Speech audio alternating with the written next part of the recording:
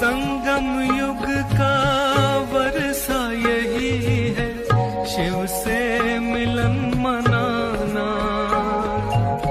समय श्वास संकल्प सभी सेवा में लगाना। पवित्रता बरसाए जग में, पवित्रता बरसाए जग में।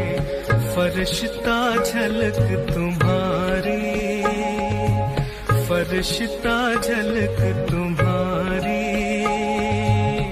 शिव पिता ने दी है तुमको, शिव पिता ने दी है तुमको श्रीमत कितनी प्यारी, श्रीमत कितनी प्यारी। मीठे बच्चों प्यारे बच्चों। श्री कृष्ण का एक चित्र बना हुआ है। हम जब गेट में प्रवेश होते हैं पांडव भवन में, सामने ही सामने वो कृष्ण लात मार रहा है कलयुग की दुनिया को, और हाथ में गोला लिया हुआ है सत्युग की सृष्टि का। ये क्या शो करता है कि उसके प्रति विकर्षण और इसके प्रति आकर्षण।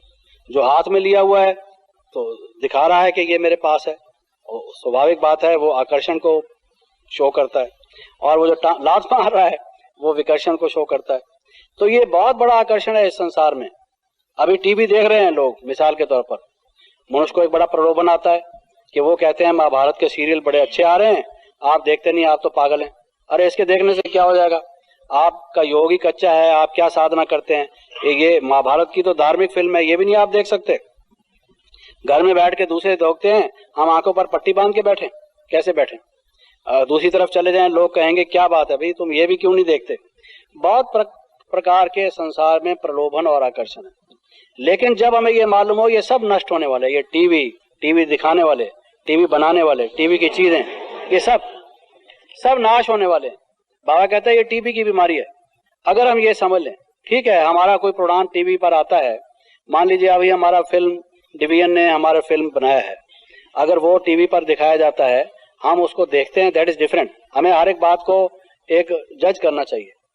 किसी ने मान लीजिए दादी जी ने किसी की ड्यूटी लगाई है कि आपने भी इंस्टीट्यूशन के बारे में एक फिल्म बनानी है, उसको फिल्म देखने की कोई फिल्म माने कोई टीवी पर कोई देखने की इजाजत दी गई है with permission, if a person is authorised, that is different.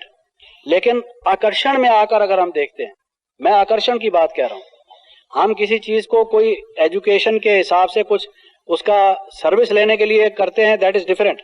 लेकिन उसके आकर्षण में आकर अगर हम करते हैं तो फिर तो हम उस पर विजय नहीं हो सके। तो ये मैं कह रहा था कि इतने आकर्षण है इस संसार में। बाबा कहते हैं कि इस दुनिया को भी लोगों ने स्वर्ग जैसा बना दिया है, और जो धनी मानी लोग हैं, पैसे वाले लोग हैं, जिनके पास वैभव है, साधन है, वो ये समझे बैठे हैं कि हम तो स्वर्ग में ही हैं। भी ऐसा ही किस्म का है। आपने देखा है एक वो छोटी सी नदी दिखाते हैं, वो भी ऐसे ही है जैसे एक नाली सी आ रही हो पानी की छोटी सी, और महल भी हैं, उससे अच्छे तो लोगों के घर बने हुए हैं आजकल। जो महल भी हम स्वर्ग में बनाते हैं वो कोई वास्तव में महल तो दिखाई देता नहीं, और बस सिर्फ 2-4 लोग नाच कूद रहे हैं ये दिखाया जाता है। तो उसके प्रति लोगों का कोई आकर्षण नहीं होता। वो समझते हैं कि इससे ज्यादा अच्छी तो दुनिया हमारी है। वो तो कोई ऐसा चित्रकार निकले जिसको साक्षात्कार हो, और वो ऐसा अच्छा स्वर्ग बनाए जिसको देखकर सबके मन को लगे कि हाँ दुनिया ऐसी होनी चाहिए जो बाबा ने रियल साक्षात्कार में देखी थी। तो वो भी बुद्धि से इस तरह से कोई बनाए, ये भी बहुत बड़ी सेवा है।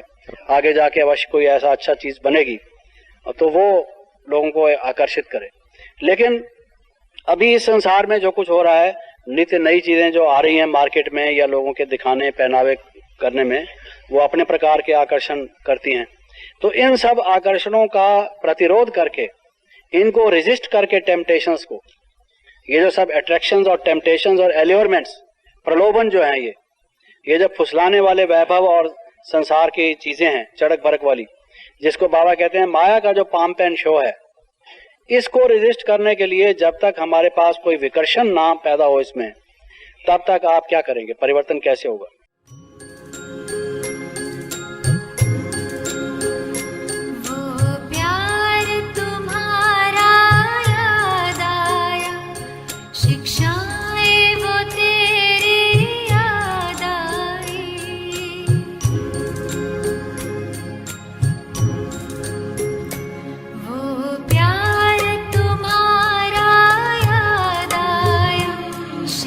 श्याम